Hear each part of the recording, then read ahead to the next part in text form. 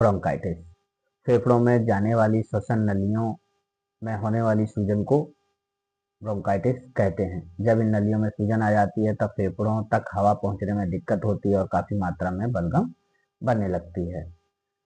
अब ब्रोंकाइटिस के प्रकार, तो एक्यूट ब्रोंकाइटिस यह अक्सर सर्दी जुकाम या वायरल इन्फेक्शन के बाद होता है। यह कम समय 10 से 14 दिन के लिए रहता है और इलाज के बाद ठीक हो जाता है।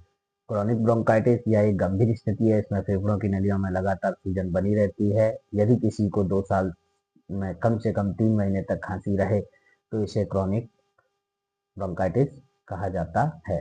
यह अक्सर धूम्रपान के कारण होते हैं।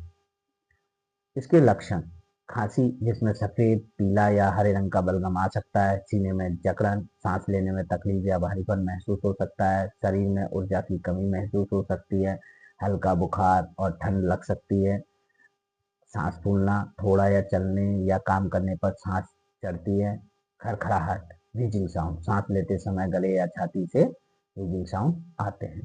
कारण, यह मुख्य रूप से 90% एक्यूट ब्रोंकाइटिस इन्फ्लुएंजा के कारण होता है। दूसरा, धूम्रपान क्रोनिक ब्रोंकाइटिस का सबसे बड़ा कारण सिगरेट पीना, बीड़ी पीना है या गांजा पीते हैं उनको भी ये हो सकती है। वायु प्रदूषण, धूल, धुआं और जहरीली गैसों के संपर्क में रहने वाले लोगों को भी ये हो सकती है। और कमजोर इम्यूनिटी, बार बार बीमार पड़ने वाले लोगों को इसका खतरा ज्यादा होता है। निदान मतलब डायग्नोसिस, तो सबसे पहली बात, स्टेथोस्कोप फेफड़ों की आवाज़ सुनने से समझ में आता है। चेस्ट एक्सरे निमोनिया जैसी अन्य बीमारियों का को रूल आउट करने के लिए स्पायरोमेट्री जांच या जांचने के लिए कि फेफड़े कितनी अच्छी तरह काम कर रहे हैं। बलगम की जांच इन्फेक्शन के प्रकार का पता लगाने के लिए करेंगे। ट्रीटमेंट, दवाएं, वायरस के मामले में एंटीबायोटिक्स काम नहीं करती, लेकिन बैक्टीरिया होने पर डॉक्टर एंटीबायोटिक दे सकते हैं। खांसी की सिरप और दर्द निवारक दवाएं भी दी जा सकती हैं। इनहेलर, सांस की नली को खोलने के लिए इनहेलर दिया जा सकता है। गर्म पानी की भाप लेने से बलगम ढीला होता है।